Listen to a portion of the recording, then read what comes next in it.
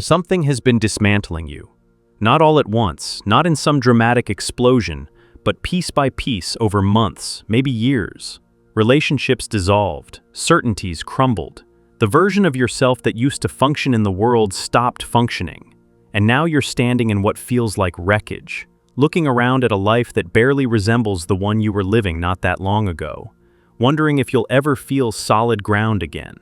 Carl Jung would look at exactly where you are right now and tell you something that would sound insane, given how broken everything feels. He'd tell you that what's happening to you isn't destruction, it's preparation, and the life that's about to emerge from this collapse will be so fundamentally different from what came before that you won't even recognize yourself when it's finished. Jung spent decades working with people at their absolute lowest. Patients who had lost careers, marriages, health, identity, purpose.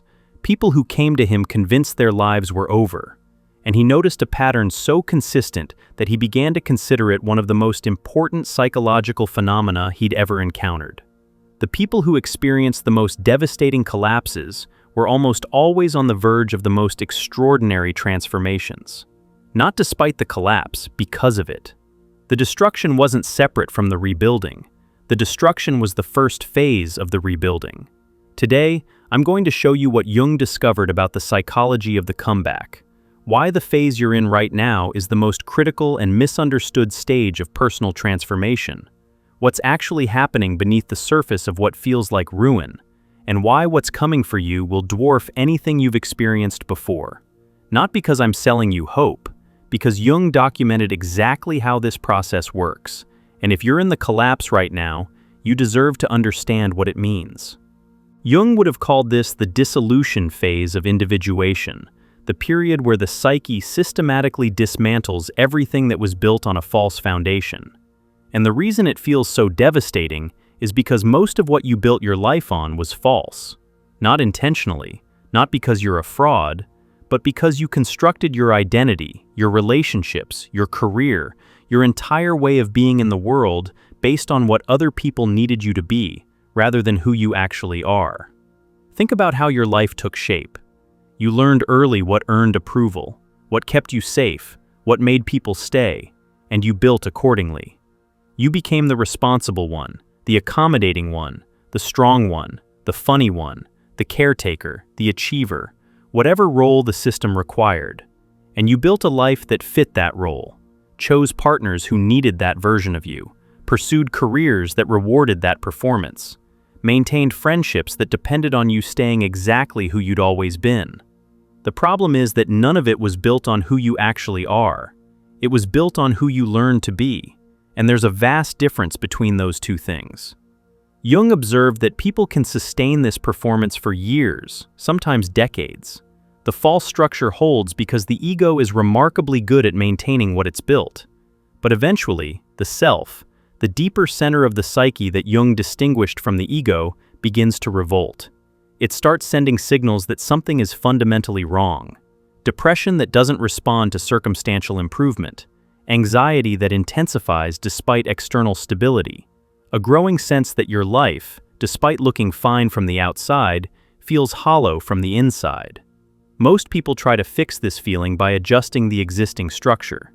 Better job, new relationship, different city, more therapy, more self-help, more effort. But Jung observed that these adjustments never work when the issue is foundational. You can't renovate a building whose foundation is cracked. At some point, the structure has to come down so something solid can be built in its place. That's what's happening to you right now. The life that's falling apart isn't falling apart because you failed. It's falling apart because it was never truly yours, and your psyche has reached the point where it would rather destroy everything familiar than allow you to spend one more year living someone else's life in your own body. The dissolution phase has a specific psychological signature that's almost universal. First, external structures begin to collapse. Relationships that sustained the old identity start to break down. Not necessarily through conflict, though sometimes through conflict. Sometimes people simply drift away. Sometimes the dynamic shifts so fundamentally that what used to work between you stops working entirely. The people who needed the old you can sense that the old you is dying, and they pull away because they don't want what's emerging. they want what they had. Careers destabilize. The work that used to feel meaningful becomes unbearable. The motivation to perform disappears. You show up, but you're not really there. Or you can't show up at all. Something in you refuses to keep doing what your body has been doing on autopilot for years. This isn't laziness. This is the psyche withdrawing its energy from activities that serve the false self because it needs that energy for what's coming next. Health fluctuates. Fatigue that sleep doesn't fix. Physical symptoms that seem to have no medical explanation. Your body is processing the collapse somatically, holding in tissue and nervous system what your conscious mind hasn't fully acknowledged yet. Jung was among the first to recognize that psychological transformation is also a physical event. The body participates in the dismantling just as it will participate in the rebuilding. Then comes what Jung considered the most important and most terrifying part of the dissolution: identity collapse. You wake up one morning and you don't know who you are. Not in a dramatic amnesia way, in a quiet, devastating way.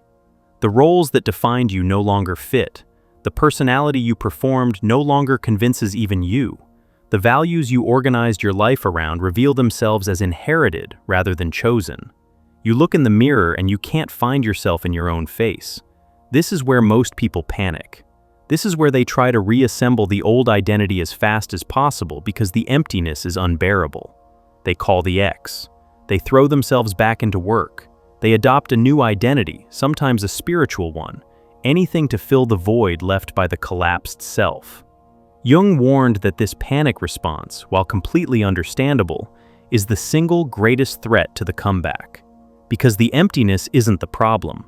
The emptiness is the point.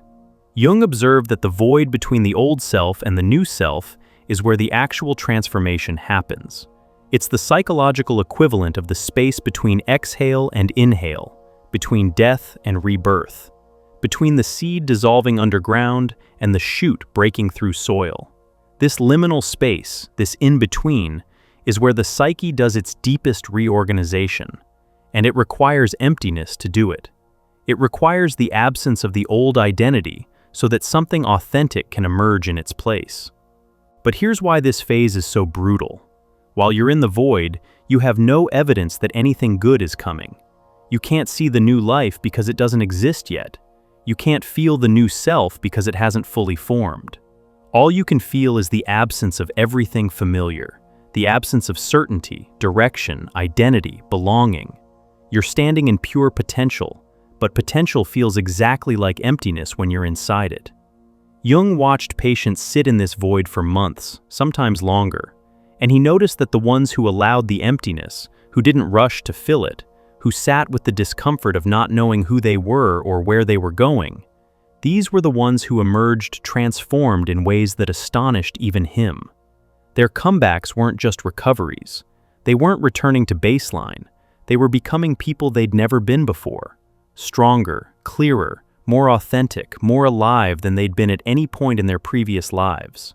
The ones who panicked and reassembled the old identity did recover, but they recovered into the same patterns, the same dynamics, the same quiet desperation they'd been living before. They rebuilt the false structure and found themselves right back where they started, with the same hollow feeling, the same sense that something fundamental was missing. They survived the collapse, but missed the transformation it was offering. This is the crossroads you're standing at right now. The old life is behind you. Whether it collapsed suddenly or eroded gradually, it's gone. And the temptation to rebuild it, to go back to what's familiar, to find someone new to play the old role with, to find a new version of the same career, to reconstruct the same dynamics with different faces, that temptation is overwhelming. Because familiarity feels like safety, even when what's familiar was slowly killing you. This temptation is the ego's last defense against genuine transformation. The ego built the old life. It knows how to operate the old life. The prospect of a completely new way of being terrifies it because it doesn't know how to control what it hasn't built. So it whispers that going back is the safe choice, that the collapse was a mistake, not a metamorphosis, that you need to recover what you lost rather than discover what's trying to emerge. But what's trying to emerge is you, not the performed you, not the adapted you, Not the version that learned to shrink and accommodate and abandon itself to keep the peace. The actual you. The one who existed before the world told you who to be. The one whose desires and instincts and boundaries were overridden so systematically that you forgot they existed. That self is what's trying to come through. And it needs the old structure gone to have room to arrive. And if this resonates, if you can feel the truth of it pressing against something inside you, then you already know this isn't just about reading or listening. This is about going inward and doing the work that no one else can do for you. We created True Self-Discovery with 24 practical reflection exercises drawn from Jung's own teachings for exactly this reason, to give you a way to meet what's emerging instead of running from it. If you're in the void and you want a way through rather than a way back, click below and start working with it now. Because what's coming next requires you to know yourself differently than you ever have. Jung identified specific signs that someone was in the pre-comeback phase, rather than simply falling apart. And the distinction matters because the experiences look almost identical from the outside, but are psychologically opposite in their trajectory. The first sign is that the collapse feels total, not partial, not one area of life struggling while others remain stable. When the psyche is preparing for a genuine comeback, it tends to dismantle everything simultaneously, because partial collapse allows for partial avoidance. If your relationship falls apart but your career is fine, you'll pour yourself into work and never face what needs to be faced. The psyche knows this, so it takes everything. It removes every hiding place until there's nowhere left to go but inward. The second sign is involuntary withdrawal. You stop being able to maintain social performance. Gatherings that used to energize you drain you completely. Conversations feel hollow. You find yourself canceling plans, screening calls, spending more time alone than you ever have. This isn't depression, though it mimics depression perfectly. This is the psyche turning your attention inward because the work it needs you to do is interior work. It's pulling your energy away from the external world because it needs all of that energy for reconstruction. The third sign is the death of pretending. Things you used to tolerate become intolerable overnight. The friend whose subtle digs you always laughed off now makes your blood boil. The job you quietly resented now makes you physically sick. The relationship where you performed contentment now feels like a prison you can't breathe in. Your tolerance for anything false collapses completely. This feels destructive, like you're becoming difficult and alienating everyone. But Jung recognized it as the emerging authentic self refusing to participate in arrangements that were designed for the false self. What you can no longer tolerate is precisely what was never truly aligned with who you are. The fourth sign is what Jung described as confrontation with the shadow. During the dissolution, everything you've suppressed comes flooding to the surface. Rage you didn't know you carried, grief you never processed, desires you've been denying for years, maybe decades. Parts of yourself you exiled because they were too much, too intense, too honest for the life you were trying to maintain. These shadow elements don't surface to destroy you. They surface because the comeback requires them. The rage becomes boundary. The grief becomes emotional depth. The denied desires become direction. The parts you exiled become the foundation of who you're actually meant to be. This shadow confrontation is why the pre-comeback phase feels so overwhelming. You're not just dealing with external collapse, you're dealing with the return of everything you spent your life burying. And it all comes at once because the psyche isn't interested in your comfort. It's interested in your wholeness. And wholeness requires everything, including the parts you rejected. Jung found that the people who integrated their shadow material during this phase didn't just recover, they became psychologically formidable. Because a person who has claimed their rage has access to fierce boundary setting. A person who has accepted their grief has access to genuine emotional depth. A person who has acknowledged their darkness understands others' darkness without being destroyed by it. The shadow, once integrated, becomes strength. It becomes the foundation of an identity that's unshakable precisely because it includes everything, rather than rejecting half of human experience. This is what makes the comeback so different from mere recovery. Recovery means returning to the previous state.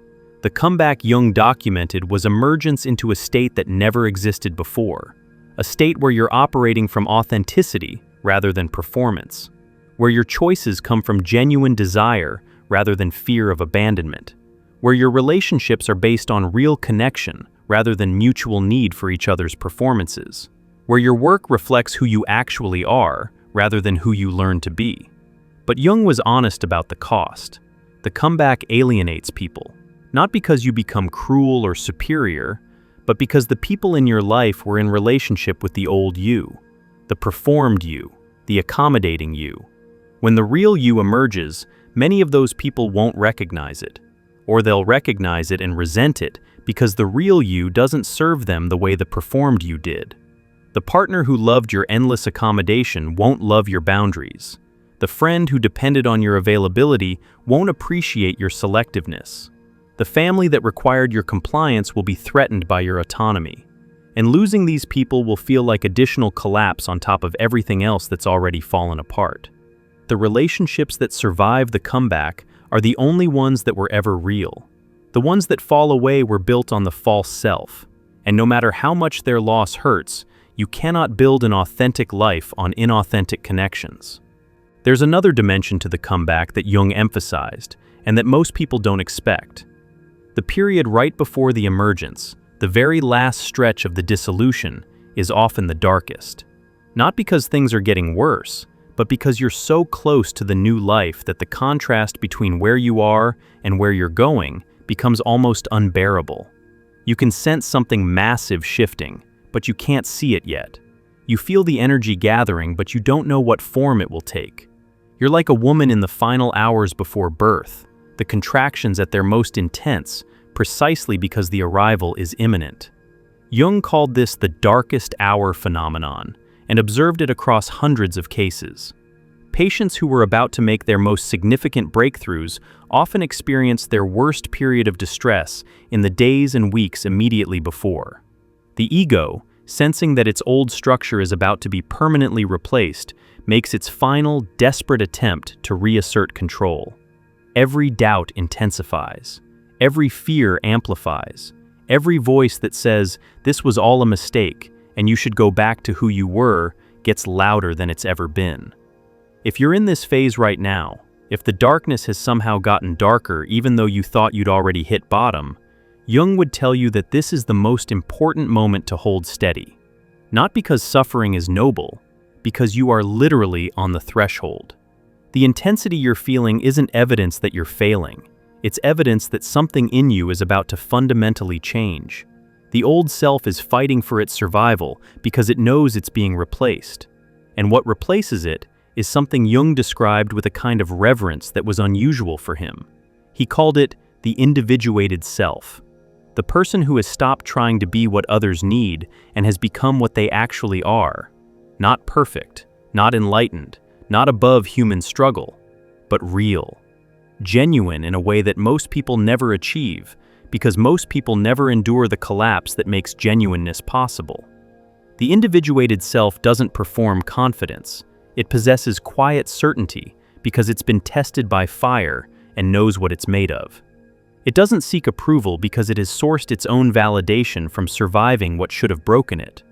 It doesn't chase belonging because it belongs to itself first, and from that foundation, it chooses connections rather than clinging to them. Jung noticed that people in the post-comeback phase had a quality that was almost magnetic. Not charisma in the traditional sense, something deeper. They carried the weight of their experience without being crushed by it. They'd integrated their shadow, which meant they were whole in a way that most people could sense but couldn't articulate. You've met people like this, people who seem unreasonably calm, whose presence makes you feel simultaneously comforted and unsettled, who seem to see right through social performance without being bothered by it. These are people who went through what you're going through, and they came out the other side carrying something they couldn't have gotten any other way. That's what's waiting for you. Not a return to the old life, not a recovery of what was lost, something entirely new. A life built on who you actually are rather than who you were performing. Relationships with people who see you, the real you, and choose to stay.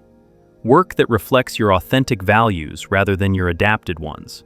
A relationship with yourself that's grounded in honesty instead of performance. Jung would be the first to tell you that this doesn't happen automatically. The collapse creates the conditions for transformation, but transformation itself requires your participation. It requires you to sit in the void rather than running from it, to face the shadow rather than reburying it, to grieve the old life rather than trying to resurrect it, to trust the process, even when every cell in your body screams that you're making a terrible mistake by not going back to what's familiar. It requires you to choose the unknown over the known, the unbuilt over the rebuilt, the person you've never been over the person everyone expects you to be. And that choice is terrifying. It should be terrifying, because you're choosing to become someone who doesn't exist yet over someone who is safe, established, recognizable. You're choosing the wilderness over the map. But Jung spent his entire career documenting what happens to people who make that choice. And what happens is that they come alive in ways they didn't know were possible. They discover capacities they never accessed because the old identity didn't require them. They find reserves of strength, creativity, clarity, and purpose that were locked behind the false self like rooms in a house they never knew had more doors. The comeback isn't a single moment. It's a process that begins with the first choice to stop rebuilding the old and start allowing the new. Sometimes it starts with something small, saying no when you would have said yes, speaking a truth you've been swallowing for years, walking away from something your old self would have clung to. Each choice away from the performance and toward the authentic is a brick in the new foundation. And eventually, there are enough bricks that you realize you're standing on something solid again. But this time, it's yours, truly yours. Not borrowed, not inherited, not constructed for someone else's comfort. You're not falling apart, you're being taken apart so that something real can be assembled. And the life on the other side of this dissolution, the one your psyche is clearing space for right now while you sit in what feels like rubble, that life is worth every moment of darkness you're enduring to reach it. Jung believed that with a conviction born from watching it happen hundreds of times. The biggest comeback of your life isn't a metaphor. It's a psychological process with a documented trajectory, and you are in it right now. So when the void feels unbearable, when the old voices tell you to go back, when the darkness right before dawn makes you doubt that dawn is coming at all, remember what Jung observed across every case he ever studied. The depth of the collapse is proportional to the magnitude of what's emerging. The more thoroughly the false self is dismantled, the more completely the authentic self can arrive. And the people who endured the most devastating dissolutions were always, without exception, the ones who built the most extraordinary lives on the other side. Your collapse is not your ending. It is, in the deepest psychological sense, your beginning. And if you have the courage to stay in the fire rather than retreating to ashes you already know, what emerges from this will be the most real thing you've ever lived. That's not optimism. That's the psychology of the comeback, and yours is already underway. If this has stirred something in you, if you feel the pull to go deeper into the work that this transformation is asking of you, we put together True Self-Discovery, 24 reflection exercises rooted in Jung's own teachings, built specifically for the space you're in right now, to help you find your way within when everything outside has shifted beyond recognition. Click below to begin.